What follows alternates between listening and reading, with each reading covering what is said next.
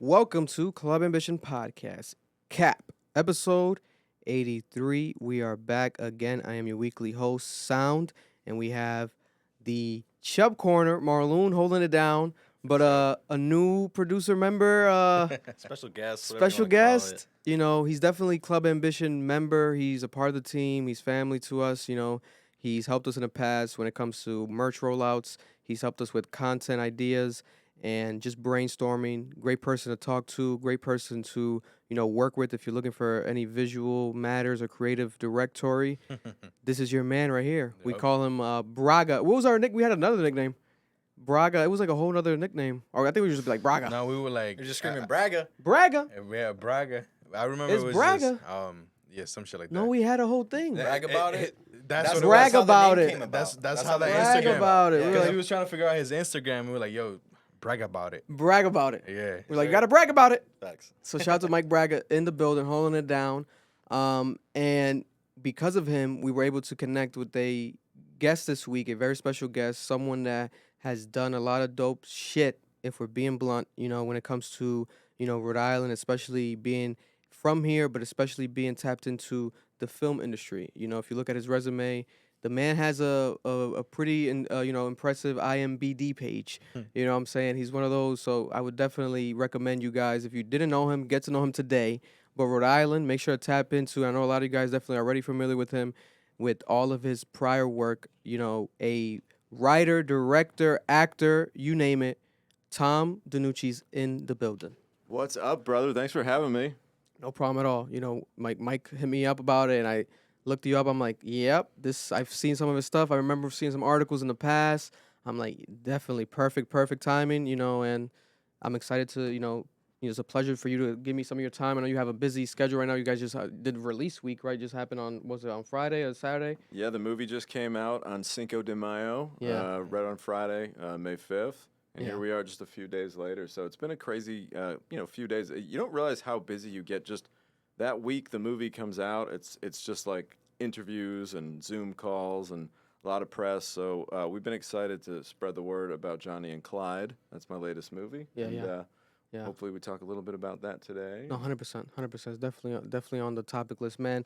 But with so much to talk to, let's start from the jump. When it comes to Tom Denucci, I look at, anyone can look it up online. It says Cranston, Rhode Island. What is your history when it comes to Rhode Island? Are you born and raised here? What's the Tom Denucci, story of Rhode Island? Yeah, I was born in Rhode Island, and I've lived here my whole life. I've spent a little bit of time making films in Los Angeles. I've gotten a chance to travel around to make movies, but for the most part, I think the majority of my movies have been made right here in Rhode Island. I think I've directed about 11 feature films, and I want to say like 8 of them are right here in Rhode Island. Wow. Yeah, so Every single scene and everything from them? every single scene, for the most part, shot in Rhode Island. But we've been able to really like utilize all these different amazing locations right in this tiny little state. Yeah. No, that's amazing. Wow. And then when it comes to you growing up in your, school education, what was like your middle school and high school journey in Rhode Island? Well, I'm from Cranston, for you Rhode Islanders out there. That means that if you're from Cranston, you probably went to like one of 2 high schools. I went to Cranston West. That was, really like what I like about going to that high school was it was kind of like a high school out of any 80s, 90s high school movie. Yeah. You had all your different little sects. You get your jocks. Mm-hmm. You get your punk rock kids. Yeah. There was just like it was a cool school because I got introduced to just like a lot of different types of people, and Mm-hmm. like I said, man, it just reminded me of like one of those like 80s like Dazed and Confused or kind of throwback high school movies. It was a cool little place to kind of grow up, and that's where I fell in love with making movies. That's kind of Wow. where it all happened.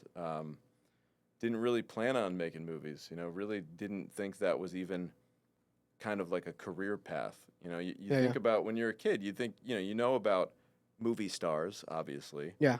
And you know about some directors, Yeah. right? Like maybe everybody knows who Steven Spielberg is. Maybe everybody knows who Martin Scorsese is. But like, other than that, you don't ever really stop and say like, oh, I could have a career doing this in that world because like, everybody traditionally wants you to get involved in like the 9 to 5, right? The reliable 9 to 5 Yeah, kind yeah. of a work. Yeah.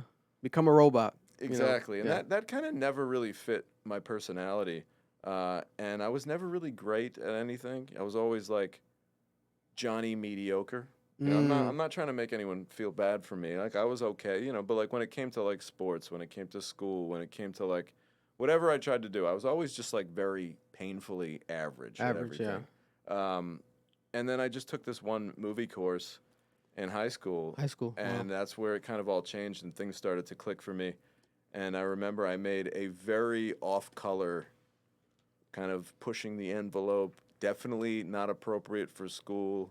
In fact, if I made this video now, you'd probably get thrown out. I'd be Really? probably canceled or something. It was like a short film? It was a little short film that I made for my school, and I remember playing it in class, and I remember the kids really loving it. And I remember like feeling this energy from like other kids that maybe don't even like me, maybe even kids that I didn't even think that they even knew I existed, kind of thing. Yeah. And watching them just kind of like laugh out loud and really get invested in something that I created, that was like a drug to me. Yeah. You know what I mean? Like feeling that for the first time, sitting in the back of that classroom and watching them all watch my movie and waiting for the moments, because I know when they're coming, like waiting. Yeah. Okay, I know that. Let's see if, they laughed there. That's good. awesome. That's what we Yeah, want. yeah. So like feeling that energy was amazing. But then at the end of the video, the teacher was like, "Tommy, see me after class." And I'm like, "Ah, shit. Here we go." Went too far. Got too explicit. Because there were like blowjob references, Yeah. like just things that you can't do in school when you're a teenager. Yeah. Obviously. So basically, he calls me in after class and he's like, "I got to talk to you." He's like, "Listen." He looks me in the eye and he goes, "That video was fucking awesome." And I go, "Really?" Like and I thought I was about to get suspended or whatever. Yeah. And that was it. He kind of sat me down and he was like, "Listen, you're very good at this. This is like a whole world. Like you should consider, like, what are you doing in college? Wow. What are you doing next year?" Wasn't a good student. Really didn't get the best grades. Didn't really know what I was doing next year. Yeah. And then started to talk to him about some different types of schools that I could go to. And one of the schools that really made sense for me was New England Tech, right here in Rhode Island. So they had a video production program at the time. Okay. And that was it. I remember going home from school that day and being like, "Mom, Dad, I want to be a movie maker. I'm a director. I'm a director now." That was it. Wow. Like, that's all I had to hear. Like, wow, somebody said I'm good at something. Yeah. God damn it, I'm a director now. Yeah. And that was it. Wow. And really, like, I was probably 17 at the time. I'm much older than that now. You can look it up if you'd like to figure out how old I am. I was shocked. I'm not gonna lie. You look younger than your Thank you. age. I appreciate that, I brother. was like, God, what? I sleep in an oxygen chamber upside down. Oh my God. But no, it's been a long time, and my point is, like, ever since that day when I left that school saying, like, I'm gonna be a director, I don't know that there hasn't been a day where, like, some part of my day has been focused towards driving to that goal. Oh, I love that. So are you still like even connected to that teacher? Have you ever like reconnected? Like, cause like you almost damn near like, I don't want to say owe it all to him, but he definitely was the person that pushed you like, oh, let's definitely do this. Yes, I really did, and I don't want to get him in trouble because I'm admitting now that he swore to a student in school, but this was like fucking 20 years ago. Yeah. So relax. Yeah. But his name is Jay Jones, and he was actually one of my assistant football coaches too. So it's kind Wow. of cool to hear that from like a guy that he saw how shitty of a football player I was, and realized that wasn't going to work out. Yeah, he's like, he didn't say, yeah, you should try to go to the draft. Yeah, not Yeah. even the XFL. Yeah. That ain't even gonna work. So it was really great, really encouraging. And yes, I do still see him. And once in a while, it's been a year or two, but like once in a while, I'll go into his classroom and talk to that same class Wow, that's awesome. and say, "Hey guys, this is possible." Yeah, You know. that's awesome. Wow. And then when your journey went towards to New England Tech, so that was the college world. How did that blossom? Did you fully graduate? Was it like a 4-year term, or did an opportunity arise while you were there that you just said like, fuck it, I don't good job here. Like, I could quit, I could drop out. What was that journey? The journey was great. I loved my time at New England Tech. It was very safe. I think it gave me like a great feeling of safety. It was Yeah. like a hug. So Yeah. like, no, I didn't try and get any other jobs. That period was just like, I was in a little cocoon where I was like, okay, for the next 3 years, because with a 3-year program, you basically, you're able to get a 4-year type bachelor degree in 3 years Yeah. by basically going to school through Yeah. the summer. You Yeah, don't they go get all year round. Yeah, you don't get the big summer break that most college kids get. That was the one thing about New England Tech. I remember, you know, like my other friends that went to traditional 4-year colleges, like their fucking summer breaks were like goddamn endless. Yeah. Be like, what? Like you guys are out for fucking 4 months? Like what do you do? What do you third do? of the year? Yeah, like what are you doing? So we had like I think what, like a 4-week summer break, 3 weeks summer. 6. Is it actually, 6? Okay. surprisingly. Because you did the same thing, Bragg, right? Yes, in Menlo sir. Tech? Yeah, but you know that 6-week break goes by like that, and then you're like, oh shit, we're back. So the real important thing is that, like I said, I was never a great student. I'm not proud of this, but Yeah. maybe I'll let everyone know so that you can know that if you fucked up in high school, your life isn't over. Yeah. But I had a 1.64 GPA Wow. in high school. I think I graduated in like, you know, if there were like 400 kids, I think I was in like the bottom 40 or 50 kids. Because I Damn. just had zero ambition. Yeah. I was not club ambition. Yeah. I was club no fucking ambition Yeah. in high school. Yeah. And I just, you know, there was a point where like, it almost feels like when you're in debt, like financially, like Yeah. I felt like by sophomore years, my grades were so fucking bad that it's like, what am I going to become a good student magically now? I'm Yeah. already fucked. The flip, the 'Cause switch that's kinda- can't flip now. Don't Yeah. they teach you that? Like, well, if you fucked up freshman year and you fucked up sophomore year, You're none done. of the colleges are even going to give Yeah. a shit. Yeah. So by then I was like, well, fuck it. I'm playing on house money now. Yeah. You know what I mean? Like, let's just not do shit. Yeah. Yeah. Because what's the point? Yeah. And then New England Tech came along, and suddenly I realized that they give you these things called books, and inside the books, all the information that you need for the classes, they're in these books. And if you actually read the books, you might learn some of the stuff in them. Yeah. And then when you take tests, you might even retain some of that information and Memory. do okay. So I started to just like develop study skills because I really liked what I was learning about. Like Yeah. I was enjoying everything. So you know, I guess like the little fun success story there is just like if if you're not the best student, like maybe you just haven't found something that really grabs you just yet. You know. Yeah.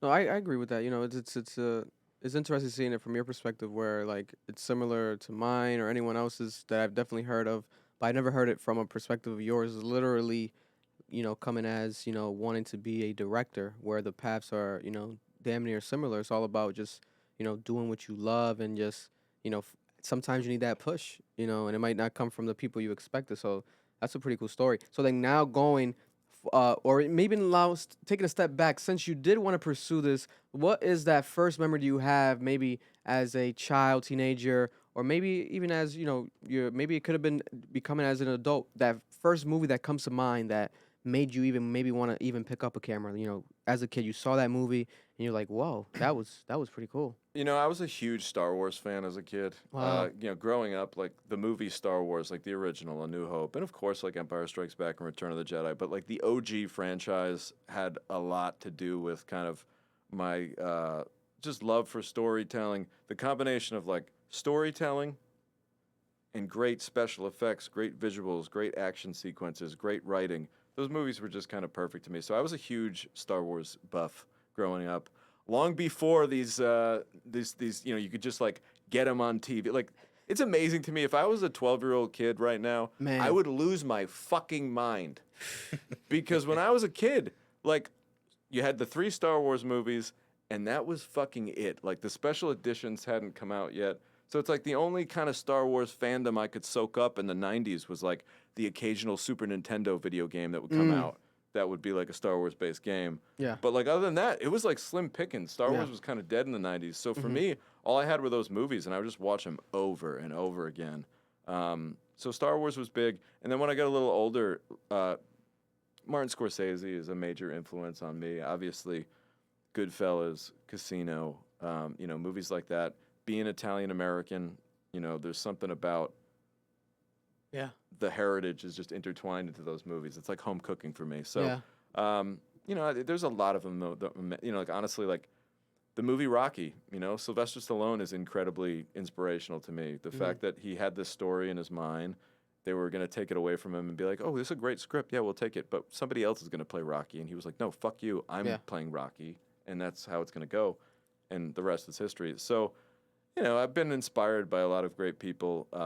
But really, you know, this is the truth, man. Like, I'd say like my dad was a big inspiration because, again, I'm gonna kind of talk on my age a little bit, but I'm from a time when video cameras didn't exist on cell phones. In fact, we didn't even have fucking cell phones. So it's like the idea that like now you can just snap a video of anything is such a Marvel idea. Yeah. Like to go back to the 90s and think like you needed a big ass video camera that would be like mounted on your shoulder, and you needed like tapes, and you needed batteries for those tapes. Film. So like my dad was always a big techie guy. He always had like, you know, cameras were big for him. So he always had like whatever the new cool video camera was. And it was a big deal at the time because they were expensive, and it was kind of like, you know, you didn't want to mess with dad's camera, you know, break it. You know, how am I ever going to fix this? So I would wait for him to go to bed, and I would steal it and take it and mess with it and hide the tape so nobody could see. And I didn't want him to know that I was fiddling with it. Thankfully, I didn't break anything. And, you know, slowly developed to just making these movies and kind of just messing with my friends. And I'm sure everybody here knows about, you know, Jackass. When I was like a teenager, the Jackass movies, the Jackass TV show was big. So there was like a whole couple summers where my friends and I were just like stealing my dad's camera and inflicting some kind of ball shot pain to each other. Your own rendition of a Jackass. All right, kick me in the balls and let's get it on tape. Or so it's just, you know, just like trial and error, man. Like just literally just telling stories with that camera. But at the time, I didn't know that that was what I was doing. I didn't know it was cinema or movie making. I just thought it was fun, you know? Yeah. No, 100%. And then breaking it down to literally when it comes to, you know, you look up your name and the titles beneath it, you know, there's multiple things. What would you say differentiates yourself? Like, and what would you, you know, do you prefer being known as one more than the other when it comes to, you know, literally actor, writer, director? Because typically, from my experience, at least, you know, when I see these movies and shows and everything I've seen, you know, you see a lot of actors now turn directors. But then you started as a director, which is unique to me because I really don't see that where someone starts a director and then taps into, you know, acting as well. So break down the differences between them and also, you know, why you chose to dabble in them all rather than just do solely directing. You know, a lot of that came from necessity because, like, when I was in film school, like when I was at New England Tech, there were a lot of times where I had these stories and I had ideas and I needed somebody to be in front of the camera, but I didn't necessarily trust everybody. And that doesn't mean like I didn't trust their ability to act or anything. It was just like, hey, are you going to be there on this day at this time? And there were a lot of times where, oh, yeah, I'll be there for sure. And then kids wouldn't show up. So I just started saying, like, all right, I'm just going to write this part for me because I know that I'm going to be there on that day. Yeah.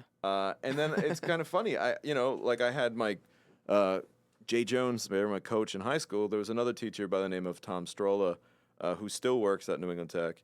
And I remember one day we were in our studio class, which is a class that they offer there, and I'm playing, like, I'm directing it, I'm writing it, I'm playing 2 different parts in the thing. One-man show. I'm doing a lot. And he came up to me at the end of class again. He's like, do you want to be an actor? And I was like, what? And I was almost insulted because I did want to be an actor, and it was kind of like inside, and I like didn't want to tell anyone that because when you tell someone you want to be an actor, usually they look at you and they build a complex. They develop a complex. They sometimes, and I'm not saying all the time, but certain people will look at you a little funny, especially if you've never been in anything and you say, I'm going to be an actor. You almost get this like, oh, really? Yeah, I'm going to play for the Red Sox. Like, that's great that you want to be an actor. They almost look at you like a joke. So for years, I kind of buried that, and I like didn't even talk about acting. Yeah. And then Tom kind of called me out on it. He was like, do you want to be an actor? And I was like, well, what do you mean? I was in the part because I had to. He's like, no, I don't mean it like a bad thing. You're pretty good. Yeah. And Tom had worked in New York at a very big ad agency called, I think, McCann Erickson. And, you know, part of his job was casting actors for commercials. So it wasn't like the fucking janitor told me I was a good actor. You know what I mean? It was like somebody who actually knew what they were talking about. Yeah, reputable, like, okay, damn. And then that kind of, again, like, just opened up my mind to, like, all right, well, I guess I should take some acting lessons. Yeah. You know? And that was it. Kind of like started taking, like, intro to scene study classes at the GAM Theater and trained for it, you know? Like, I just kind of went down that path. But I will say this, to this day, I consider myself more of a writer-director than an actor. Acting's just something that I really love to do. I'm not necessarily the best actor in the world, but I really enjoy doing it. And if there's a part that comes up to make sense, that makes sense, I'll do it. But I would always put my directing first. Yeah. Okay, that's awesome. I like that. So when it comes to now your first, you know, quote-unquote big break into, you know, the industry and then finally, you know, feeling like, okay, you're getting some respect in any level, even if it's on a local level, because you've done so many movies locally, especially filming out here. That's pretty amazing. I didn't know you did that many on location in Rhode Island. And then on top of that, you saying, you were in school, maybe reluctant about doing this maybe for fun, and then now you chose it as a career path. So then what was that moment after you making a decision, going to New England Tech, where you were like, damn, like someone else aside from, that person that told you to do acting, but then you actually put some work in, whether it was directing or working on a project of some nature that you felt like, all right, this is worth it. And also maybe even financially, now you can even live off of it. Well, my first paid job in the movie world was working with Chad Verdi, who I still work with, which is pretty cool. There's not a lot of business relationships that last that long in any business that you're in. And it was a really cool situation. I was an intern at the time working for another filmmaker. And that internship was kind of wearing itself out. Yeah. We were butting heads a little bit. Things weren't kind of going the way I wanted them to. I had put in a lot of free work. Like, I'm talking, like, I literally worked with this guy for almost a year and a half to 2 years for free. Yeah. 40 hours a week. Put my time in. Yeah, it was intense. Yeah. And then finally, this guy kind of came along and saw some potential. And by this guy, I mean Chad Verdi. And I had a concept for a script called Self-Storage, which ended up being my first movie. And at the time, and this still is true today, but if you have a horror movie script that's one location with only about 10 actors and it could be done for like, a couple $100,000, that's a really hot commodity right there, like that script.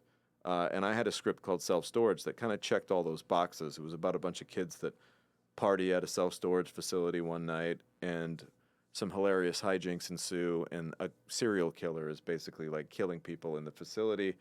All the kids are targets. That sounds fun. You can see where this is going to go. Definitely.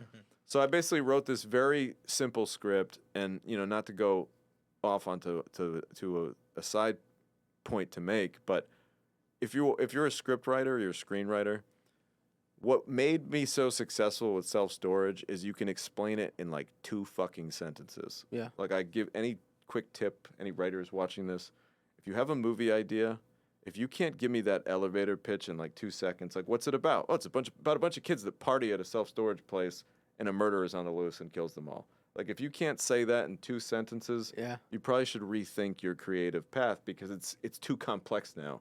So I always tell people, like, what's like the little, like, if you're watching Netflix, like, what's the one sentence that they would say about the movie? Like, Yeah. how can you say that? So Self-Storage is really attractive because I could kind of just say those 2 sentences and producers, like, saw the light. Yeah. They're like, oh, okay, perfect. Yeah.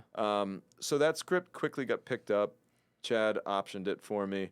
And that was like, as they say, again, I don't like to use the term big break, because I think that the term big break sets people up for disappointment, because in my life, there have been no big breaks. There've been a series of tiny little motherfucking breaks that get stacked up and added up and put on top of each other, and if it's almost like a school of fish, like all those little breaks look like a big break from far away, but they take 20 years to compile.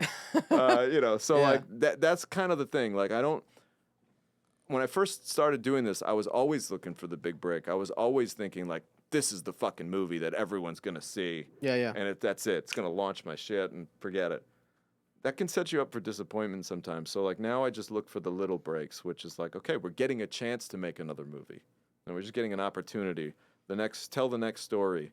But yeah, definitely, like, working with Chad Verdi. And I remember, getting that first check, looking down at it and being like, wow, we're making money. We're getting paid to write stories now. That's pretty fucking cool, Hell yeah. That's awesome. So you wrote that first one yourself fully, that movie? The Self-Storage? I did. Wow.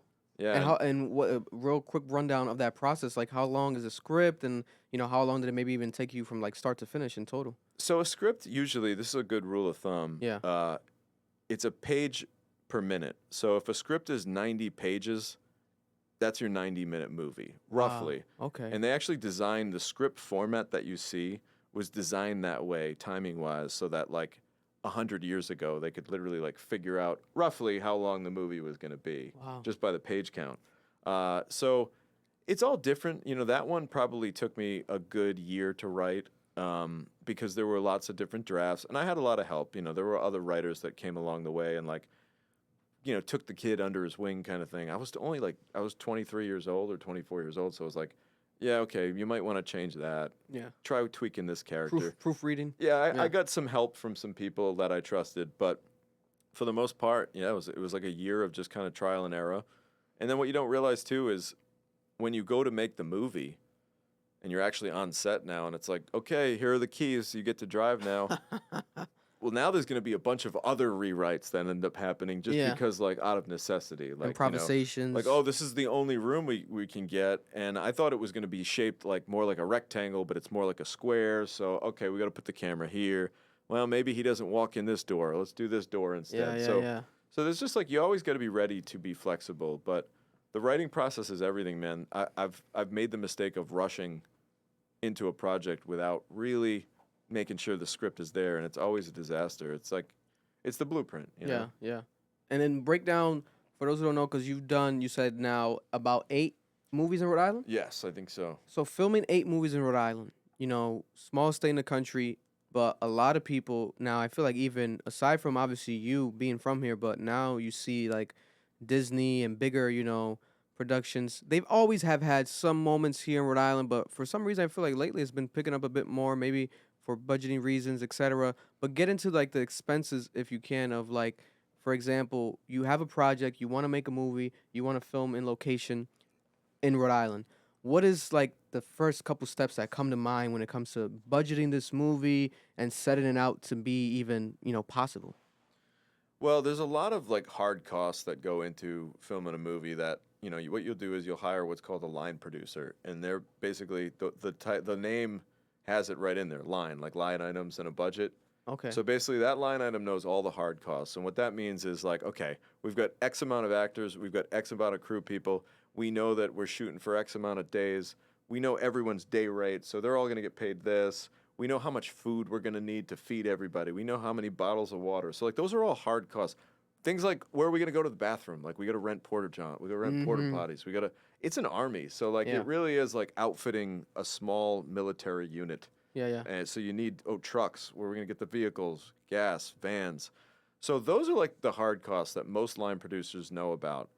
But when you shoot in Rhode Island, there's a lot of things that you can get away with. For example, location fees. You know, like in other states where they're used to filming movies, like California, like New York, people are less likely to give you a movie location without a little compensation because they know, they're like, hey man, we're in Hollywood. Like, people are filming movies every day. Why the fuck should I let you in my restaurant for free? Yeah. Whereas in Rhode Island, well, it's not Hollywood. So like, the guy who owns the restaurant, it's gonna be thinking it's a pretty cool experience to, you know what, we'll shut down for one day. We'll have the crew in here. Yeah, you can shoot at my place, sure. Yeah. So like, that's just one tiny example of like, being able to film movies in Rhode Island. It's such a small state. Everybody knows everybody, right? And if you don't know somebody, you probably know somebody that knows somebody. So it's like, it's just easy to make these connections. Yeah. And Steven Feinberg, our film and television office commissioner, does a really great job of kind of like being active and going out and getting a lot of these big movies, like Hocus Pocus 2 came and shot here. Good Burger 2, got Kenan Thompson coming to town. Yep. This month, So, you know, I think that's what separates Rhode Island from a lot of these other small states that do it. We get some big movies, but we're also supporting smaller independent movies, and we get a little bit of everything here. No, I love it. And then what made you decide not to go to the stereotypical route of moving to California, you know, trying to pitch some movies to maybe some young independent production companies coming up and, you know, in Hollywood? What made you not go the traditional, I'm a director, I want to go to Hollywood, let me just move to Hollywood? You stayed here in Rhode Island. Why? Well, I felt as though if I had just gone out to LA, you know, at 20, 21 years old and just said, okay, I'm going to set out to be a director, I'd be thrown into a pool with a million other kids just like me, and I'd be fighting for every scrap out there. I kind of said to myself, well, let me be, you know, and I don't know, I hope this is accurate, but like, I'd rather be like a big fish in a small pond for a minute.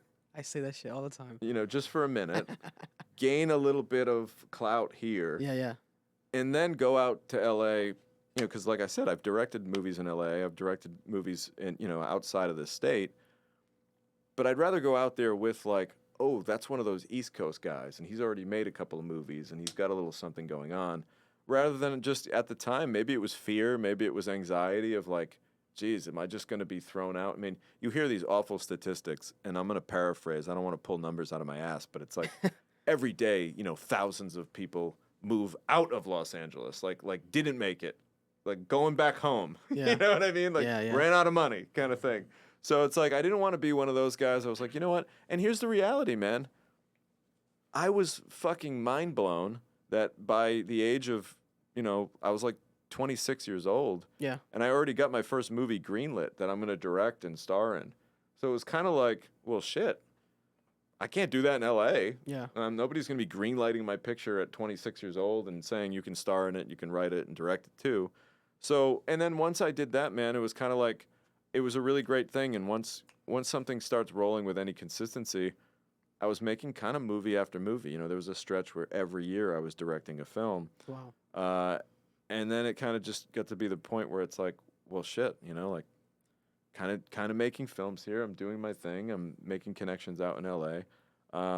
But, I didn't want to, it wasn't broke, so I didn't want to fix it kind of a thing. I like that. No, I say that all the time, especially out here. I'm very, passionate about being from Rhode Island, embracing Rhode Island, and every chance I can, I tell people, if you want to go to New York and LA, there's going to be 1,000 plus, not even that. There's literally millions of people in this city every year moving there that are trying to do the same thing that you're trying to do. So you're going to go there and you're going to become, a small fish in a huge pond. But out here in Rhode Island, you have the luxury of trying to become the big fish in a small pond where you do something, you're going to stand out, from the pack, because there might not be no one that's doing it at all out here, or if there is, it's probably a handful. You're going to stand out right away. So you have to use that to your advantage. And, I love how you said that naturally, because I was like, he's about to say the quote. He's about to say the big fish, small pond quote. We're one and the same, brother. We're one and the same. Yeah. And the other thing, too, that I think people got to realize is, 10, 20 years ago, everybody thinks L.A., New York, L.A., New York. Yep. Well, that's because, like, we didn't have things like Zoom. We didn't have things like FaceTime. We didn't have the ability to just, like, hop on a call and I can look at your face. I edited an entire fucking movie last year on Zoom. Like, wow. The editor's in L.A., I'm in my porch in Cranston, I'm looking on my computer, I'm not wearing any pants, and I'm editing a movie. I had underwear on. Let's not take it. Are we allowed to say what movie that was take for? it easy. Just for no, we can't say. I think it was Johnny and Clyde. Yeah, there was probably some pantsless directing sessions via Zoom. But that's what I'm saying. You're in the comfort of your own home. You know what I mean? Yeah. It's a weird world, like, to think that you can do that. Whereas, even 5 years ago, it's like, no, your ass is on a plane and you got to sit with the editor. And so technology's made it so that you don't necessarily have to be right fucking there. Yeah, Same adaptation. thing, like with auditioning, you know what I mean? Like the pandemic was a terrible thing, but it was fucking great for auditioning because what it did was it made it so that, man, when you used to audition for something, you'd have to get in your car. If you're from Rhode Islanders will understand this. You'd have to get in your car. You'd have to drive to Boston. You'd have to book an appointment. Then you'd have to wait in the waiting room. You'd have to see all the other actors who are like trying to be friendly, but they fucking hate you. Yeah, They're like, hey, what's They're up? trying to How you eat you doing? up. What have you been working on? Oh, cool. Man. It's like this weird like energy in the room. Everybody's trying to kind of like low key distract everyone. Yeah. And then finally, like, you get called into the room. You do your audition. 3 minutes in the room. They say goodbye, thank you, and now you're sitting in the car for a couple hours thinking about like, did I fuck that up? Did I suck? Yeah. And literally, your whole fucking day is gone. Yeah. From that 1 3-minute audition. Whereas now it's like, put yourself on tape, put it on a WeTransfer file, ship it off. Maybe it takes you an hour all in, and you're on to the next thing. And I think the casting people are realizing, like, well, wait, we don't need to physically see all these fucking people. Yeah. Like half of them are useless. Mm-hmm. You know what I mean? Like, let's cut the middleman out. I'll watch 30 seconds of the tape and be like, next, Yeah. next, Yeah. next. Okay, this guy looks decent. Yeah. No, 100%. I mean, we saw that firsthand with shout out to our brother best friend, Eric, but he's like a brother to us. Obviously, our brother Eric. People know him on the channel as YI. Congratulations to him. He has a MBA acting. He accepted into Yale right now. Wow. So he started at the GAM. He did his stuff. URI, and now he's heading towards a hopefully very successful trajectory, at a very young age. But I remember going to Boston We used to casting go with to him Boston Casting and with him, drive yeah. out there and like wait out here, and you would see like the energy of like some authentic, but then some of them was like, it's like, what's going on here, like the competitive nature, and then him even like having to get in those experiences of like getting calls like, we love what you did, and like he's thinking he's gonna get it maybe, but then eventually like, oh no, we went on a different route. He's like, okay, so no, that's the real deal shit. And you went through a lot of that, right? You said so throughout what, like your 20s, like prior or during starting like your New England Tech, and then you were still doing some of that as well. I started getting into the first thing I did was background acting. That's how I started, Wow, being okay. an extra. So I started doing that while I was at New England Tech. And then I think I got my first speaking part after many, many, many, many, many, many, many failed attempts. Probably, I think I was like 20, 25 or 26. It was on a TV show called The Brotherhood, which was used to film here a Wow. while back. I was on Showtime for a little while. And that's it, man. You got to fall on your face a 1,000 fucking times when you're an actor. You get a lot of rejection. You got to get used to that. No, 100%. I listen. It comes with everything, but especially as the acting stories, it's amazing to see the ugly side of it. Everyone sees the success stories, but the ugly side is real. So when it comes to now, fast forwarding to current day, you have a movie out right now. Johnny and Clyde. When it comes to making a movie of this nature, people see like, oh, okay, it's filmed in Rhode Island, but then you have a megastar of Megan Fox involved. How does it work when it comes to like, you know, connecting with her, budgeting, making this possible, getting her to like agree to like, yeah, I'll film in Rhode Island, because from the, outside in, a lot of people obviously won't understand, but obviously this is your project, your situation. So I definitely want to get like your, lenses, your view into like how this actually, happened. There's a couple steps to it. You need a couple of different things working for you.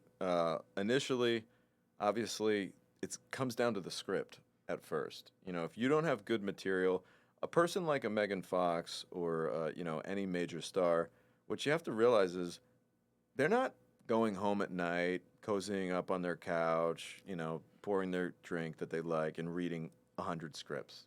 They don't read that shit. They have a team of people Yeah. that vet every piece of material. They read the scripts. Then they say, hey, here are a few things that we think might be great for you. Yeah, yeah, yeah. Here are the offers on the table. And then they have the choice to kind of get a little more involved. Yeah. And even still, and I don't mean to generalize, I'm sure it's different with some actors. Yeah. But for the most part, the actors aren't like, deciding as much as you might think, in the sense that like it's all about the script. If that script's not good, they're probably not going to do it. Yeah. So Johnny and Clyde, the script right off the bat was getting recommended to Megan by her people. Like, hey, this is something that you should take a look at. And she was the first person, not to cut you off, but she was the first person that came to mind. Like that's who you wanted for that role. She was definitely, one of our early targets Yeah. that we wanted to cast in general in the whole movie. And then, I talked about Chad Verdi earlier. Which is Verdi Productions, Verdi right? Productions, Yep. and he was the producer on this one.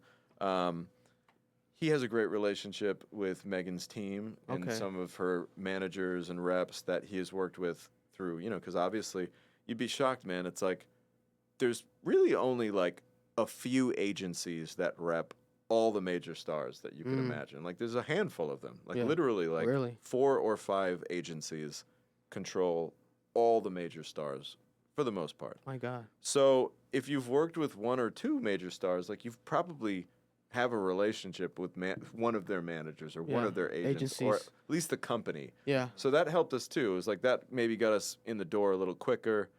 She responded to the material, and it was a really fun part for her to like just really like kind of, again, like have some dark comedic fun.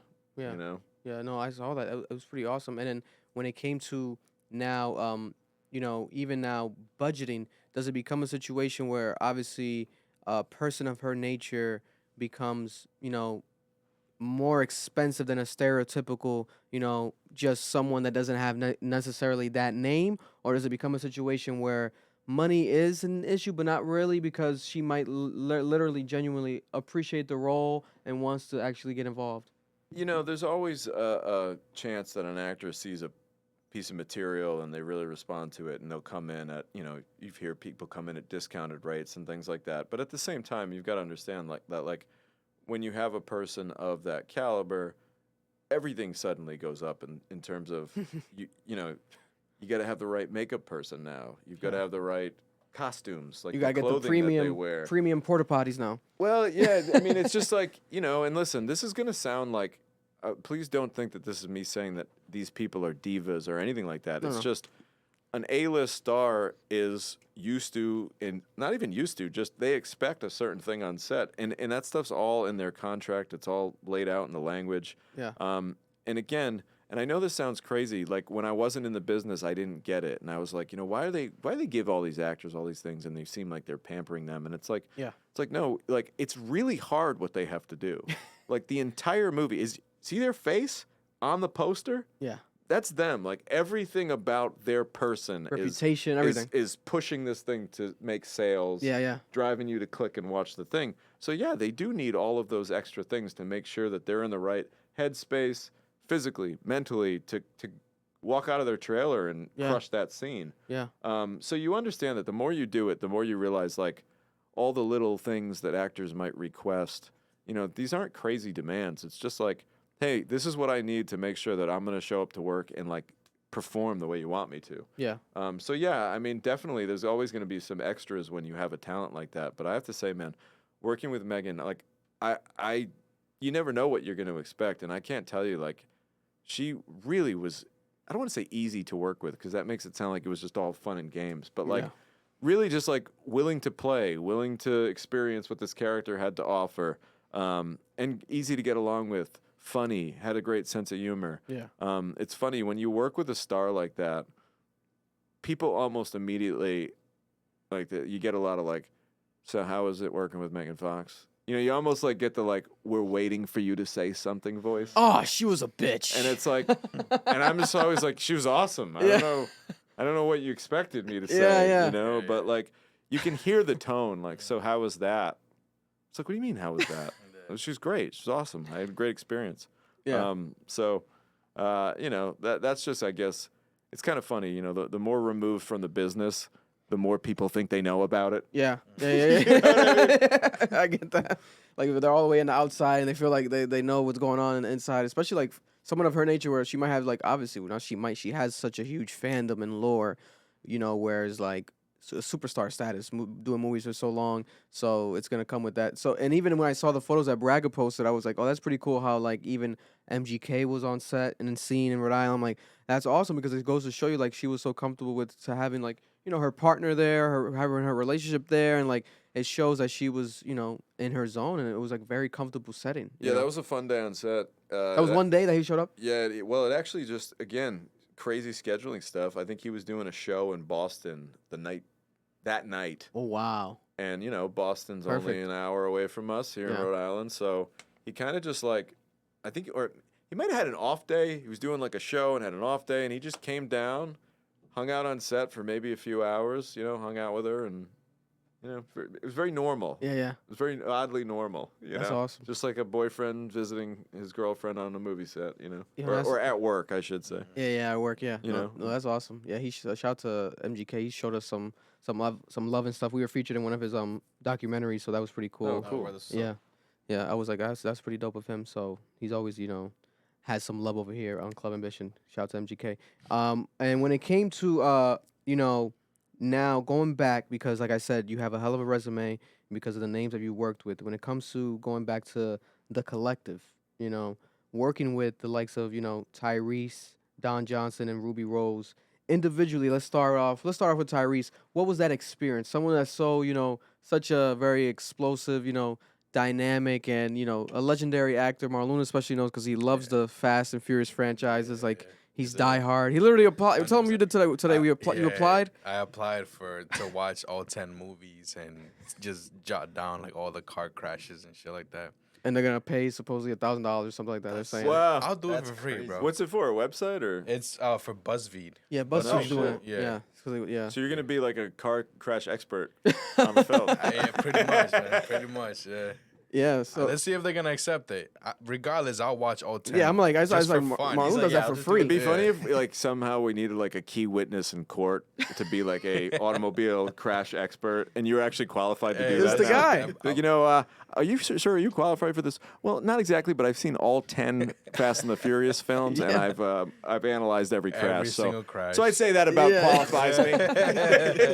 Listen, he has a car on his graphics T-shirt. It's not for an aesthetic. I'm a fiend. It's a lifestyle. I do like that shirt a lot. Thanks Yeah, I for like the appreciate it, colors. appreciate it. Shout out Adam LZ and Yes. LZMFG. Oh, you know, you're cultured, bro. Yes, That's Oh, good. That's yeah. okay. It looks like a '90s NASCAR shirt. It's Yeah, his fire. hard. It's pretty much inspired by that. It's his E36 the drift car that he uses. Nice. It's Yeah, I like hard. the neon colors. You matching a little bit with the pink and the Yeah, neon well, vibes everyone's in a my little- hat. I love your owl. Appreciate it, sweat. appreciate it. Everyone's got a little vibe going on here Yeah, tonight. It's a Rhode Island, local Rhode Island brand. Shout out to Everest, my boy Ant. He has a clothing brand out of Providence, Rhode Island. He did this himself. cool. So, That's hard. but yeah, going back to Tyrese, such an explosive, person, classic. I love watching Tyrese interviews, everything Tyrese, when it comes to his content.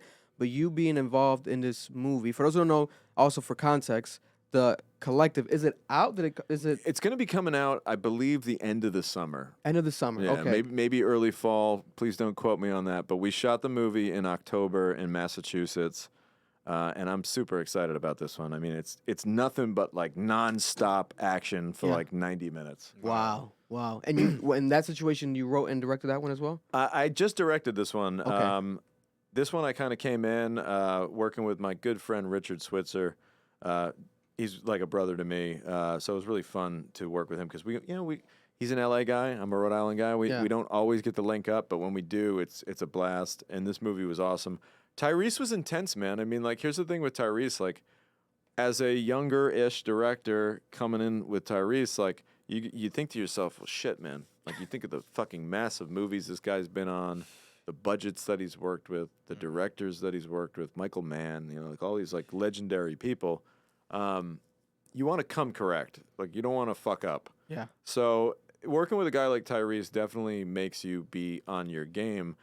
And the sheer fact that you know what they're accustomed to, it gets back to like what we were saying about the Megan Fox thing. It's like they're not used to being on some small independent shit show. Yeah. So Yeah. it's like you got to make sure that you have everything ready to go. So like if you're a director, you got to know that when he walks on set, you need to know exactly what he's doing, what that person over there is doing. Like, okay, you're going to say this line at this table, then you're going to sit down. They like very specific direction. Yeah. And you just got to be very on point because a guy like that, again, like, you want to just show them that, like, you care and that you respect the fact that they're here on this movie. And, I like to think that if you show a level of, like, I'm trying as hard as I can, they're going to try as hard as they can. That's all you can hope for. Yeah, no, that's awesome. And what was like the key like takeaway and memory that you got? Because obviously, we definitely don't want to spoil nothing because the movie's not out yet. But like the key like moment, maybe like a certain scene or something that was like, damn, like Tyrese, from your perspective, directing him, you were like, wow, that was like a impressive moment there. Well, the cool thing, I mean, again, I don't want to say. Obviously, everything he did on set as an actor was terrific. But what was really cool was everybody. If you don't know, and I'll tell you, like Tyrese is an amazing musical talent. You know, he's a great singer, piano player. So it was really cool. Like, there would be some downtime where, like, all right, Tyrese, you got 15 minutes. We're going to move some lights around, and then we'll be ready for you. There happened to be a piano in this one location, and, like, it was really cool to just, like, I heard this, like, beautiful song being played from downstairs. I'm like, what the fuck? And I go downstairs, and I just see, like, Tyrese at the piano, like, singing his heart out, playing the piano. Oh my God. And I'm just like, wow, man, this is so cool. It's like a little Tyrese concert Yeah. that we get to have right on set. That's awesome. And then, he just really started to, like, again, like, show that musical side of him. So, like, Yeah. he'd be, like, really, like, mean and intense in the scene, and then, like, he'd break out and sing some, like, little soulful run. Yo, And man. you'd be like, oh, what's going on here? But just a super nice guy. And one thing that I could say for action fans is he certainly knows how to throw a punch. There's a couple of, like, really kick-ass movie punches. Movie punches are tough. Yeah. Like, it's not the easiest thing to pull off. Yeah. It's hard to, like, make it look real without, you don't want it to look like some old fucking John Wayne movie where everybody's, like, swinging and missing by a mile. Because did he have any stunt doubles or anything of that nature? He did have a stunt double, but he really did a good portion of his own stunts. Okay. And just, again, like, you can tell that it's cool for me because I don't always do action movies. I've been doing more of them, and I love doing them. Yeah. But it's fun to see a guy who this guy clearly has been in like 1,000 movie fights in his career. You know, Yeah. he just knew how to do everything so well. There was Man. no like hesitation or anything. So, yeah, Tyrese was great, and I can't wait to see that movie. On the big screen. Oh yeah, man, I'm excited because anything Tyrese does, like, I love it. I was recently watched the Morbius, and like even his scenes in there, the action scenes in there were pretty crazy. Moving on to also Ruby Rose, the female actress on The Collective. How about working with her? What was that experience like? Ruby is one of the nicest people that I've ever worked with. Just a real joy to be around. Obviously, super talented. But what's nice about Ruby is, like I'm a big believer in you've got to treat everybody kind of equally in a sense that Yeah. Ruby Rose is this big star and has no reason to pay attention to, the PA who's literally bagging up the garbage and throwing it in the dumpster. Mhm. But she gave everyone like an equal amount of like attention, and just politefulness, being polite to people, saying hi to people that you don't necessarily need to say hi to. Mm-hmm. Just it's really nice to see that, some stars I'm not going to name any names, but I've worked with some stars that have their nose so far up in the fucking air that they're not even going to look at you unless you're like the director, maybe one of the producers. Everybody else can, fuck off. Yeah. Ruby gave the right amount of attention to everybody and really made everyone feel good about themselves, and that's a love rare that. quality. I love that. How about Don Johnson? Working with him, Good old Don. I love working with Don. I worked with Don on Vault, so this was our second time working together. And, I'd like to think that, we built a nice rapport together. Nice. We had a lot of laughs on set. It was kind of funny. You learn a lot just by working with a guy who's been on movie sets and he'll tell you, 50 years. He literally, he told me a couple times, he's not afraid to bring up, he's like, Tom, I've been doing this for 50 years. And I'm like, oh, no, okay, Don, we can do it this way. That's fine. So, he definitely, knows what's up, knows what he wants, knows how to deliver. And I'll tell you, man, always knows every single line that he's going to say. He's on point with his dialogue. He's not one of these guys who's going to show up unprepared. He's Don Johnson, man. He's just you can't teach cool. Some people are just cool, Just born or with they're it. not. And Don's just fucking cool. Yeah. And that doesn't go away with age. He just kind of continues to be cool and just, doing his thing. So it was really cool to work with Don. One of the funny things was, he's always teaching me things. So I was like, Don, I really appreciate you being here on this movie. And hey, you really did teach me something. And he goes, something? That's it? Just something? I'm like, no, you taught me a lot of things. A lot of things, all right? Not Oh, just man. something. I love that. Didn't mean disrespect, Don. Yeah. Listen, man, he's been involved in so many classic roles and stuff. So listen, he could be a little cocky. I kind of like that. So moving back to that movie as well that you first started with working with him, The Vault. Movie that is out, and you guys can definitely go check it out online on demand. So The Vault, Theo Rossi, working with him, someone that I'm definitely a huge fan of when it comes to his acting, especially the roles he's done as even a female actor. He plays different ethnicities, everything. What was it like working with Theo Rossi? Man, Theo is a tremendous talent. Really just, able to embody a character and what he did in the movie Vault was very special because he's getting to play an actual person, He's getting to play this character named, his nickname's Deuce. So it's just great to see kind of his process and just the little things Vault is a movie that takes place over the course of many years. So it was really cool to see Theo just take into consideration little things I'm going to have a handlebar mustache in this scene. Then I'm going to have a full beard in this scene. Then as this time progresses, he's just going to have a shorter mustache. So just the details. Yeah. Theo puts a tremendous amount of details into everything that he does. And it was really cool that we got to, rehearsal is so important. And there's not a lot of that always goes on movies. A lot of times it's okay, all the actors show up on day one and boom, we're going to, we'll read through it and do a standard rehearsal right before we go. But then we're going to shoot the scene. Theo playing the lead role in this movie, we were talking on the phone for hours, Wow. months ahead of Vault, going over every scene. And I remember we would just go scene by scene, okay, what are we trying to do in this scene? What am I doing? What is the point? What are we trying to get at? do you like this line? Maybe we could try this line, and just like really putting the work in. So Theo's methodical, and I really like working with him for that reason because, it just puts that time in. I love that. I love that because it goes to show you, like, obviously, okay, it's a job, but at the same time, the passion is there, and like no matter what, that you have to always, if you're gonna be known for being amongst the best, reputable, those are the people that are the most passionate, and that's the type best people to be around, like genuinely passionate people with what they do in their life, because if not, it's like, oh, you're a Debbie Downer, you don't want to be working with those type of people, and then also another legendary person involved in the vault. Chazz and I always mispronounce Palminteri. Palminteri. I always mispronounce the last name, but These Italian names are tough. classic actor, The Bronx Tale, etc. Legendary, face that damn near anyone can recognize when you see it on screen. What was it like working with this individual? Well, let me tell you, that was a guy that I was like afraid of. Oh, man. Out of pure respect, I was like, shit, don't fuck anything up with Chazz around, please, God. Jesus. So it was very much like, again, back to the Tyrese thing. Like you end up just stepping it up and raising your game because you don't want to drop the ball in front of this guy. Yeah. But he was really gracious, man. I mean, Chazz is a writer himself. He's a director himself. So like he understands the other side of the camera as well. Mm-hmm. And also a historian of sorts when it comes to organized crime.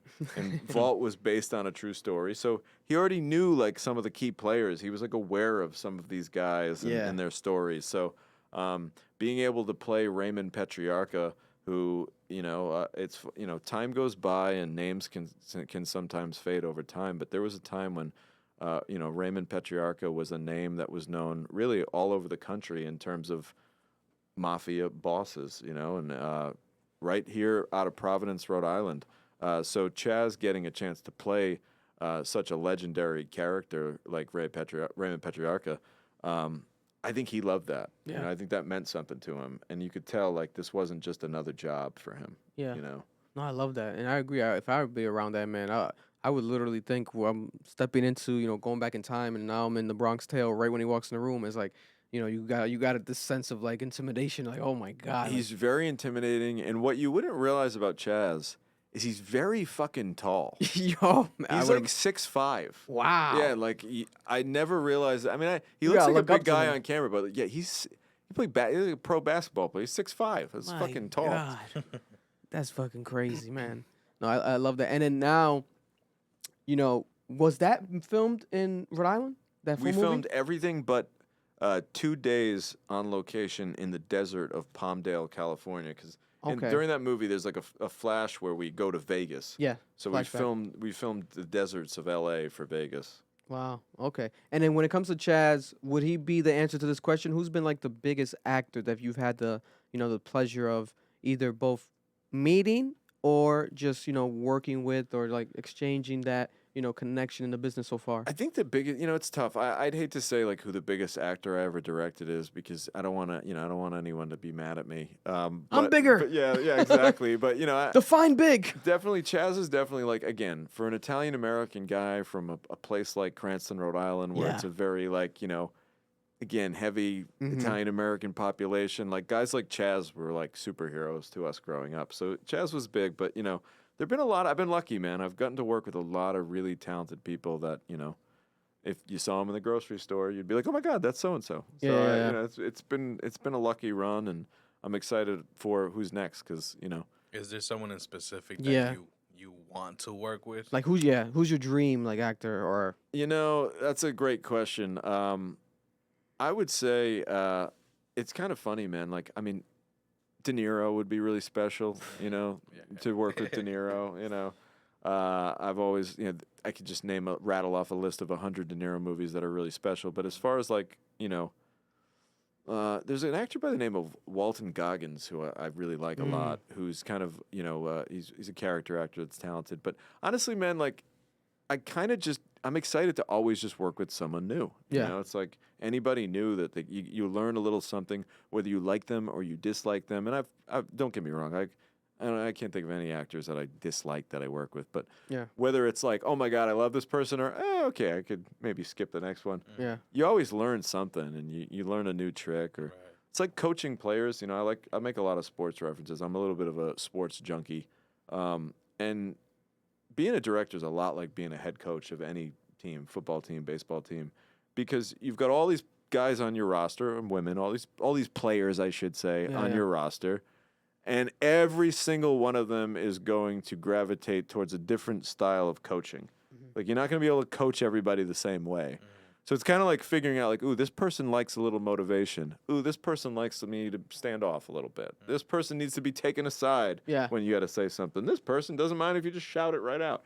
So it's like you learn all these different things, and that's kind of part of the fun of making films. You know, every roster is a little different, you know? Yeah, no, 100%. And can you give an example of, because I know you've probably dealt with so many situations like this, any situation that comes to mind where, like, you know, like we said before a couple times already, where people, you know, obviously they see it, enjoy the outcome, but then, you know, so much hard work goes into the actual making of projects, especially full-on movies like you've done.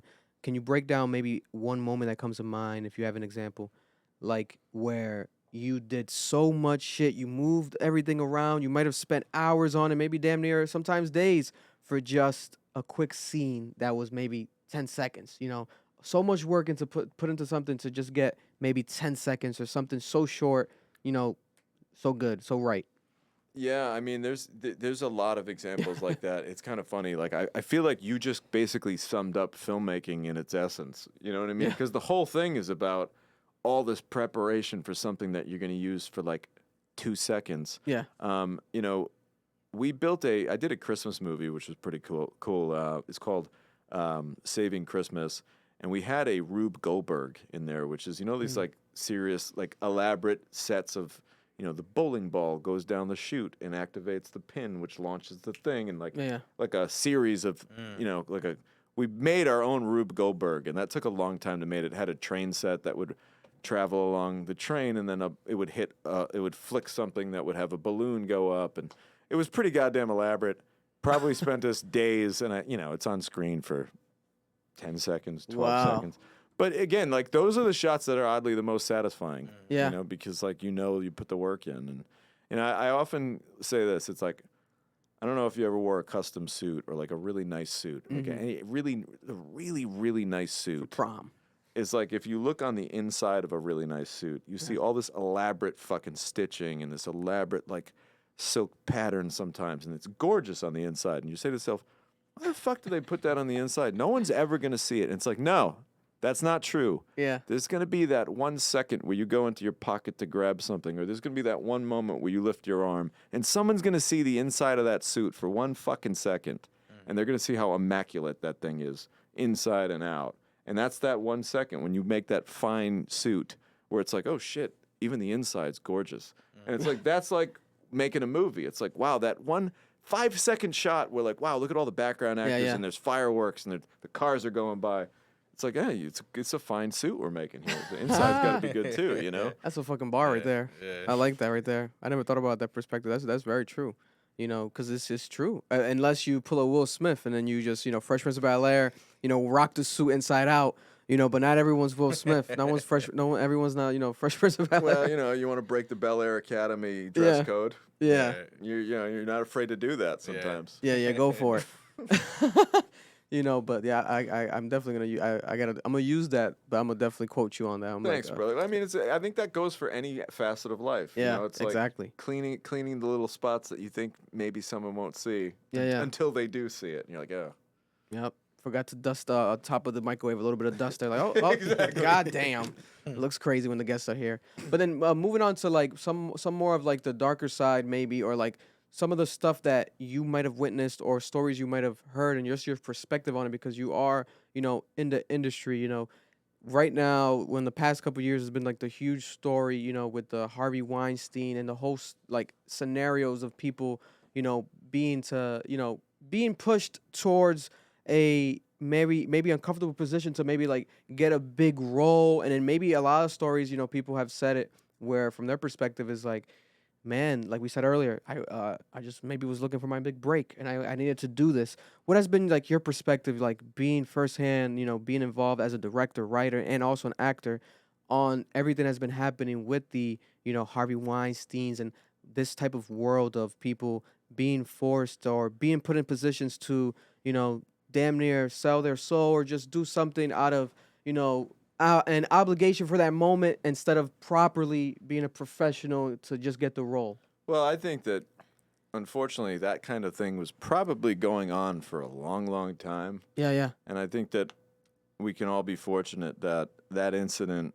with Weinstein has made it so aware now that I just hope that era's dead now. Yeah, and that yeah. shit's not happening anymore. And I think it's great that an evil motherfucker was finally taken to task and hopefully will be an example for all the people moving forward that if you want to act like that, you want to behave like that as a producer, if you think you can control people with sex or whatever else, you're going to go to jail. Like that's not how this fucking works, okay? Yeah.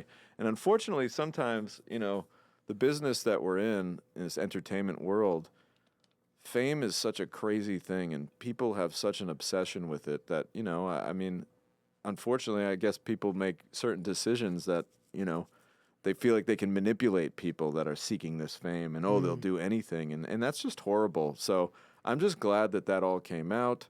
I'm glad that, again, it's an end of a very dark and disgusting era. And, hopefully, I think there's always going to be bad people in positions of power. Yeah. Whether it's movies, whether it's government, whatever, politics. And I think that it's just a nice thing to know that people are more willing to blow the whistle on people like that. You know? Yeah. So hopefully that helps clean up the act of Hollywood a little bit. Yeah, I think so. I think so. It's definitely been steering towards like a more, clearer path, and people also just being more vocal about maybe instances they've had when it comes to that type of, unfortunate situations and being put in those type of predicaments. Because is very unfortunate, especially when you peel the curtain back as like someone behind such a huge like production company, everything that Weinstein produced, and it's like, It's insane, man. It's insane. I was like, watching Jackie Brown last night, great Tarantino movie, Oh, and classic. right at the beginning, produced by Harvey Weinstein, Yeah, I'm like- executive producer Harvey Weinstein. Well, and now it's like amazing because there's all these great movies. Where you're like, oh god, What the fuck? and I'm sure the filmmakers feel the same way when they see that name on the screen. They're like, Hell yeah. boof. Oh you know? my gosh. So it's like it is a weird thing, and again, bad things are always going to happen. It's important when like people finally put a stop to the bad things. you know? Yeah, no, 100%. And improv question I thought about right now, I think would be dope to ask you because we've talked about it here in the past. So when it came to especially because you've been on so many sets and you've dealt probably with definitely props, and especially I saw the Johnny Clyde, guns have been involved. The situation that happened recently with Alec Baldwin, right, where an actor accidentally fired a prop gun and ended up killing a person on the set, right? What was your perspective, and also give us kind of some inside baseball, kind of like an inside scoop of like the possibilities of this even happening, and also just the actual precautions that you actually take during your dealing with guns and prop guns on set. So that's actually a great question because, believe it or not, we were shooting Johnny and Clyde. We were filming Johnny and Clyde the very night Alec Baldwin accidentally killed that woman. Oh my god. And we were filming a shootout, of all things. Oh my god. So it was a really wild thing. You remember that, Mike? And if I may add, we were working on set that day with Bai Ling, who was in Crow, who Yeah. also, what was it, Bruce Lee's son? Bruce Lee's Yeah. son. Who was shot and killed on, Yeah, that, set, oh on that my set as well. God. So she was very, very cautious and making sure like nobody gotta be touches the guns. traumatizing. It's locked up. To So keep it good. it was very intense, especially with that in the news. Yeah. And here's the one thing that I'll say that made us all feel a little bit better. On most of my movies, particularly Johnny and Clyde, there are no working firing weapons whatsoever. Everything we use are decommissioned airsoft guns, or disabled, not decommissioned. We're not talking about an old fucking aircraft Non-functioning. carrier. Yeah, it's not, non-functioning. not in the military or Not- the old this time is- war. This is it's an old battleship. It's been decommissioned. Decommissioned. But they're disabled. So like Yeah. even if you put an airsoft pellet BB, whatever the fuck Yeah. it is, it wouldn't shoot. So they're all airsoft guns. And then with visual effects, we had the ejecting shell, we had the kickback, we had the muzzle flash. Wow. And that just makes everyone feel a lot safer. So when that happened, we definitely did make a big announcement like that night. Like, hey, everyone, this is a really tragic situation. You're all going to be seeing about it on your phones. We just want to remind everybody that there is not one firing weapon on the set of Johnny and Clyde. You're all very safe. But of course, you know, we were doing it all along, but there's just certain protocol when you check a weapon. You know, you basically you hand the weapon off to the actors, you show them that the first AD, who's essentially in charge of safety, will show the weapon to every actor in the scene. They'll pull the chamber back. They'll let you see that there's no shell, there's no bullet in there. Yeah. You can take out the magazine if you want and look at it. The nice thing is with my guns on my movies, they're almost always they look real, but when you feel it, when you actually hold it, I mean, you can It's a tell brick. It's a brick. It's yeah, it's clearly not a functioning weapon. So that makes everyone feel a little safer. I have shot movies with, like in Vault, we use some actual prop guns. You know, so Wow. basically, like you're at that point basically talking about like essentially a real gun with a blank in it. You know, and it's very fucking dangerous. And was it cool? Yeah, it was fucking cool. It looks awesome. Yeah. Yeah, look, it really does look great. There's Yeah. nothing like, you know, there's not a visual effect on the planet that can truly match what an actual gun does. And also, you got to think in mind, like the actors. You know, Yeah. like when I fire a fucking shotgun, boom, that shit's moving. You know, Yeah. your body is contorting in a certain way. When you hand an actor a fake shotgun, they got to do all that shit themselves. It's never going to be exactly like your face isn't going to make the same face as when boom, that thing is fucking loud and there's smoke. Yeah. You know what I mean? Like it's Yeah. hard to act your way through shooting a gun. It's Oh, just a thing that happens.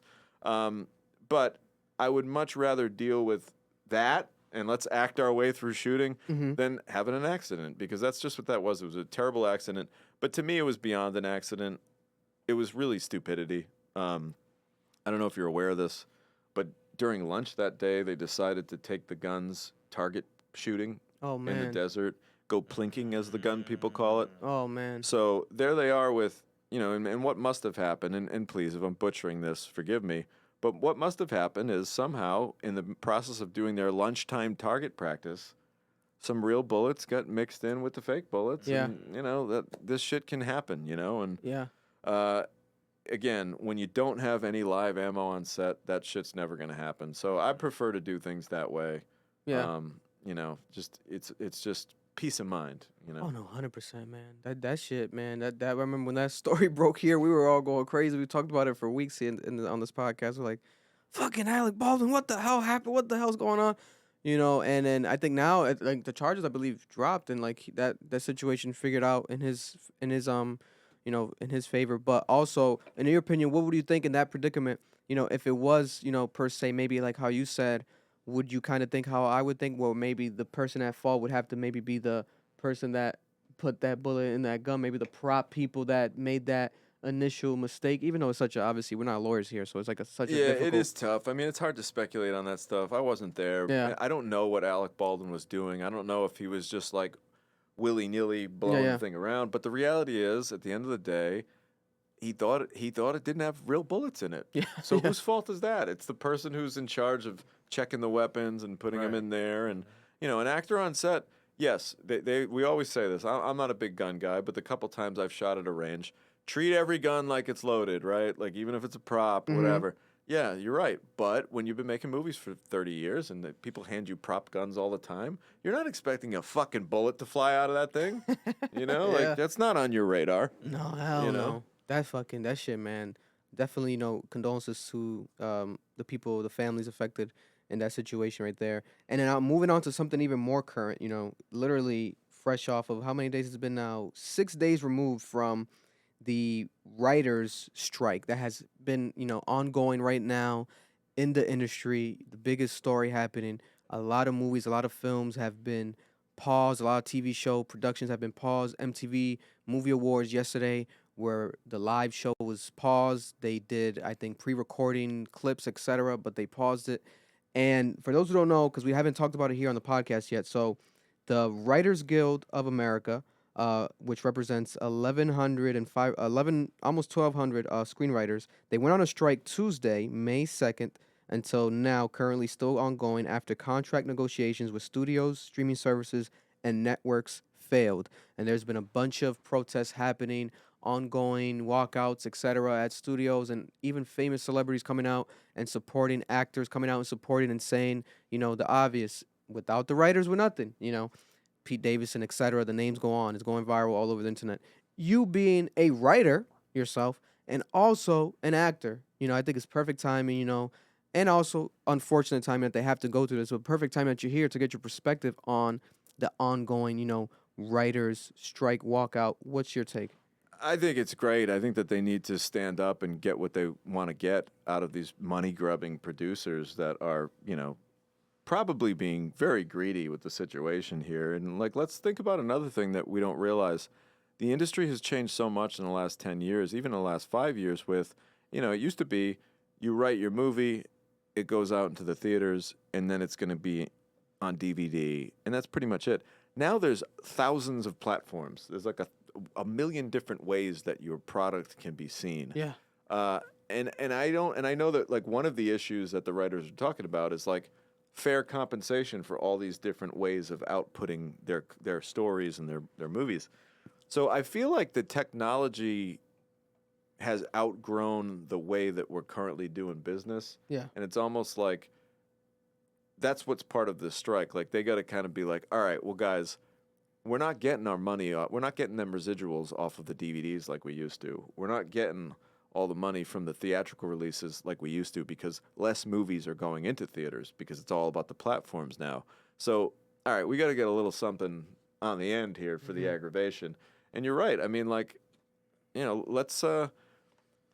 see what happens when all the writers kind of bow out. You're going to quickly see these producers scratch their heads and want to, studio executives, they're going to want to acquiesce, I think. Yeah. But, we'll see what happens. The good news is we've had strikes before. Yeah. They don't last too long. Mm-hmm. Something will happen. Movies won't go anywhere. Yeah. We'll be okay. Yeah, I was reading, I think, the last major strike and, how the writer's strike and then, how it affected, certain shows like Breaking Bad, etc. And I really didn't realize at the time, especially obviously I was younger, but now looking back, I'm like, wow, this definitely has happened.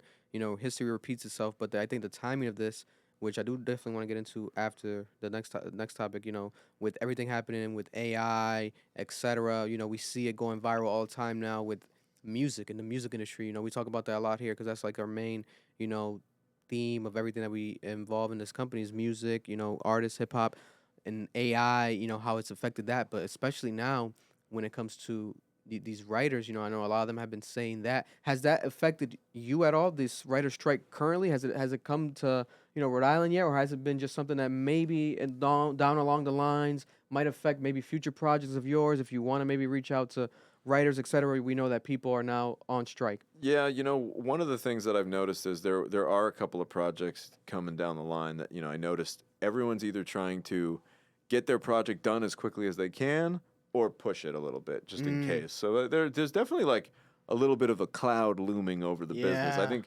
some people are like, oh shit, let's get this done as quickly as we can. And the other people are like, let's wait this out and see. Yeah. But yeah, it's definitely going to affect people. But I'd like to think that by the end of the summer, it'll all be sorted out. Yeah. I hope. you Yeah. know. I hope, man. Pay the writers. Pay the writers. And when it, were you gonna say? Had a thought? No, I was just gonna say, pay them their money. Yeah, pay them the fucking money. And when it comes to now AI, artificial intelligence, everything that's been happening in AI, what is Tom Denucci's perspective? You being a, director from Rhode Island, you've done so many movies now and you're going to keep on doing them. How do you see AI affecting the actual movie industry? Do you see it as a benefit to you, or do you see it as something that's going to be detrimental and maybe remove a lot of jobs in the industry?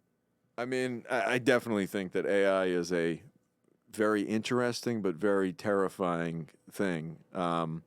Meaning, we look at, there are already probably some Hollywood executives trying to get an AI bot to write a whole fucking script. They're probably like, oh, okay, screenwriters. Yeah, go strike. I got my fucking robot writing a fucking Pulitzer Prize winner right now, bitch. Yeah. Like, that's what's happening In probably. seconds. They do it And in it's seconds. better Have than it your writing an shit. entire trilogy. Yeah. by the way. Yeah. Yeah, in seconds. In Like you seconds. said, It's just fucking crazy. Crazy. So, I mean, like, it's funny, man. Like, I remember I made a Facebook post Yeah. about probably 10 or 15 years ago. It's probably still floating around Facebook. Yeah. But I was like, just wait until the creativity drones come in.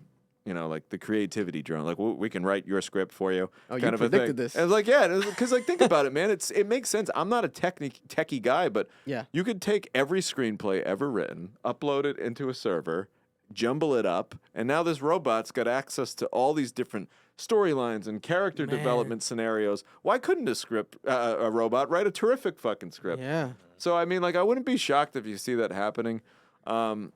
I know that the same thing is happening a little bit in music in terms of like getting a chance to go see a holographic Elvis, live in concert, like AI concerts and things like that. Yeah. So I think I think it's a good thing, and I think it could be a bad thing. I think at the end of the day, there's something about, like, I think writing is an art form. So it's like me, it's like, well, I want to see art created by human beings. I don't necessarily want to see art created by AI. I saw a movie producer that I'm kind of buddies with, and he was like, "Oh, I had AI generate this movie poster for me," and I was like, "Yeah, that's cool, but like, Wow. wouldn't you just rather have a fucking artist do it, Yeah. like a human being with a brain in their fucking head? Like, how about that? Yeah. Like we're just gonna have AI generate everything." I agree. So I don't know. I do feel like it could be a tool in terms of like in the editing room and doing visual effects and things like that, because I'm already seeing things where it's like recreating entire worlds, but you literally just taking a simple video and it'll recreate like literally the prompt that you put in, and it'll just lay it over it, and it's like it's super simple, which is insane to me. So I feel like it'll definitely be a big tool in the visual effects space. Yeah, I agree, because I mean, there is some stuff that you might think, but you don't know like how to maybe explain it to someone. You might not know how to do it yourself to put it on to, on paper per se, or on iPhone, on digital, and an AI might be able to do that for you, right? But then, damn, now it becomes scary. Whereas, like, especially when you play with things that are like not even here, right? Let's say we saw, was it over the weekend, Timbaland did a song where he's like, man, I've, rest in peace. I never got to work with Biggie, but with this AI stuff, man, listen to this. And it's like a new like Biggie song with Timbaland, and I'm like, it sounds good, but I'm like, damn, he's dead. Like, what is going on here? So now, especially you being the guest this week, which, again, thank you for your time. I'm like thinking about it from a movie perspective, where it's like you can tell, especially now today, breaking news, ChatGPT has now today evolved. They've added internet browsing integration. So now, because prior to this, for those who didn't know, ChatGPT, which is like the AI that a lot of people use, was just text. It can literally, you'd be like, hey, ChatGPT, you type it into, write me a 90-minute long movie about Martin Scorsese and him, dating a girl in the 80s, whatever, and it'll write it up, right? It'll do it in seconds, maybe a minute at most, right? But it would use, the ChatGPT software would use all the references from Its own database. From his own database up until a certain month, I forgot, but 2021, right? But now today it's starting to evolve. Now it's using the internet. So now it's gonna start getting more updated. So now that it's tapped in, that's like some Terminator shit. Yeah, That's a little sketch. it's like they upgraded the chip, So now it becomes very wild, because someone in your perspective, where you are, in this industry and like, stereotypical like movie makers, etc. A lot of stuff is now going to be scary and is going to change, because, you probably see it a lot, especially because, I'm pretty sure you definitely are a fan of it, because you're a fan of the industry like I am, but you actually are in it. But I see so many movies that come out nowadays, etc., and people be like, oh, that gives like a Tarantino feel. Like people kind of like quote it back to like a theme, right? It's like a Tarantino type of theme, right? Now you can just tell ChatGPT, yo, type up a 1 hour film, Tarantino style, but base it off of, Biggie versus Tupac beef in the 90s or something. And it could type up the script, right? And then you can integrate it to maybe a different type of AI software that can literally maybe make it, an actual script properly aligned. And then now you can feed it and maybe try to sell it as your own thing. If you buy the licensing rights to it, you can sell it to these companies as like, look at this script. I got an amazing script. I came out of nowhere, but check it out. Yeah, I mean, at least then you'd have the robots working for you. Yeah. You find a way to get them to work for you. You just don't want to come home from work one night late and a robot's banging your old lady, and you say, "Well, what the fuck?" Now they've taken everything from me. Yeah. Let me go to bed. Now I can go to bed. Now I can go get the rest You're I like, need. honey, I'm kind of tired. The AI is gonna do it tonight. He got you. I have a headache, but Listen, I think you the got another. robot. That should be your next movie right there. I think that's your next movie right there, we get Tom. the AI home comforter. The AI home wrecker right Yeah, there. exactly. Homewrecker 5000. Oh man, listen, this has been a phenomenal conversation. To end it, I just want to real quick, and everyone can kind of answer them. I want to like quick 3 questions.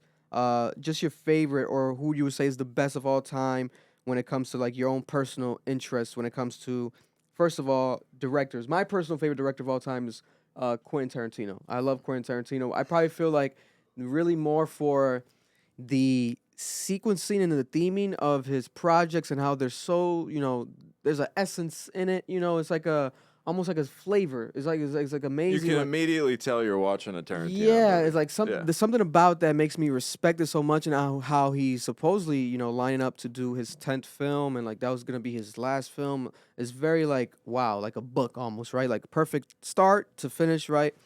But I do respect a lot of Martin Scorsese, like that style, everything he's done. But my favorite director of all time definitely is Tarantino. How about yourself? Aside from yourself, without being biased, No, I'm definitely not my favorite. I'm my least favorite director. No, stop. I think for me it's Scorsese, but you know what? Like Tarantino is one of my guys too. Like they're almost like very much closely aligned. And you said a mouthful, man. It's true. It's like you can tell a special director when like immediately you can recognize their movie, like Wes Anderson. Like you're watching a Wes Anderson with movie. the colors that Wes Anderson. Oh, Symmetry, colors. But like but Martin Scorsese's my guy. And there's if I could say like kind of a less known director, there are a couple like I love Abel Ferrara. Okay. Abel Ferrara directed a movie called King of New York, which is a really great gangster movie with Lawrence Fishburne and of course Christopher Walken.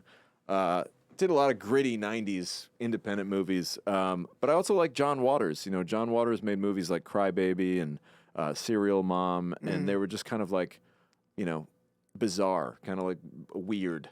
And I think that's what's great about film in general. It's just like there is no wrong answer. Some people like action movies, some people like crime dramas, some people like horror movies, some people like comedies. Yeah.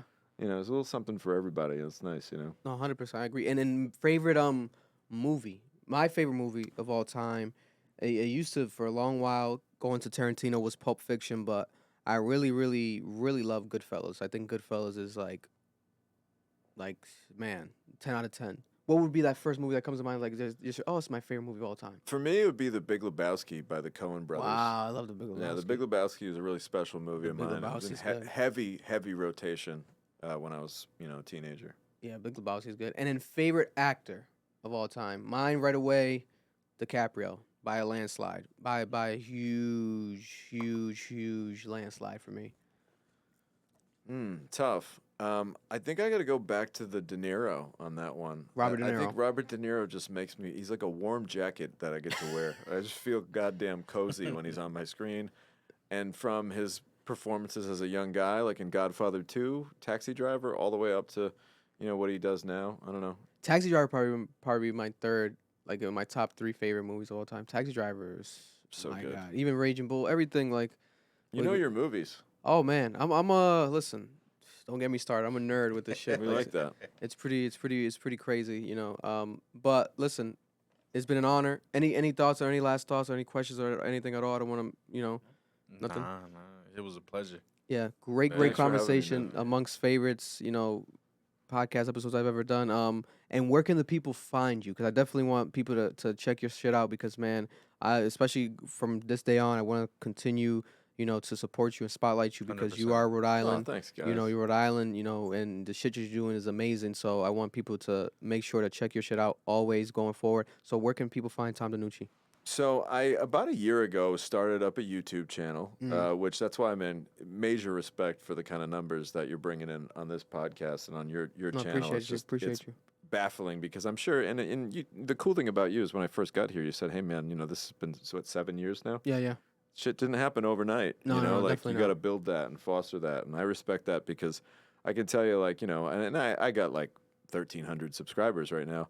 I see your number; it's staggering. But I can imagine, like, it's just like that mountain that you slowly climb. And I even saw it like with the jump from, like, it sounds funny to say, but even like the jump from like getting those first 100 subscribers to like 200 to 500 to 1,000. It's like it does build.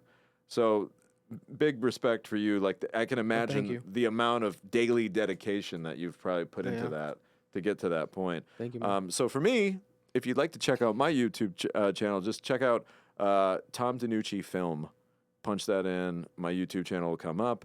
I do a weekly podcast called And Action, where basically every week we just spend about an hour talking about a particular movie that I worked on or a screenplay I wrote, or sometimes we'll just do like a deep dive on an actor that I worked with. Just talk about like our times together and like where I fucked up, where I did a good job, how things could have been better. You know, just kind of breaking down every scenario would be really good for like any young filmmaker who's just trying to figure it out.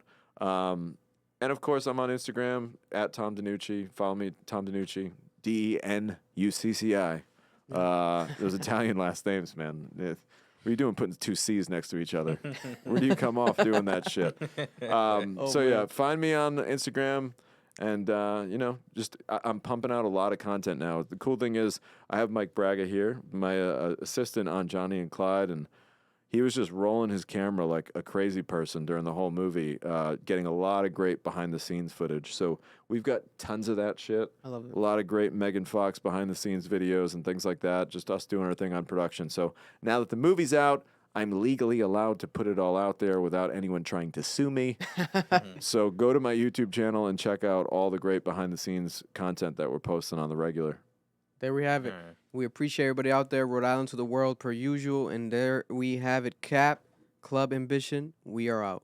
Much love, everybody. Oh my God! What'd you press? Which one? That's the wrong. What'd you press? We gotta change these things, man. What button you press? The little chimey music joint. Oh, no. Run that back, bro. Press the applause.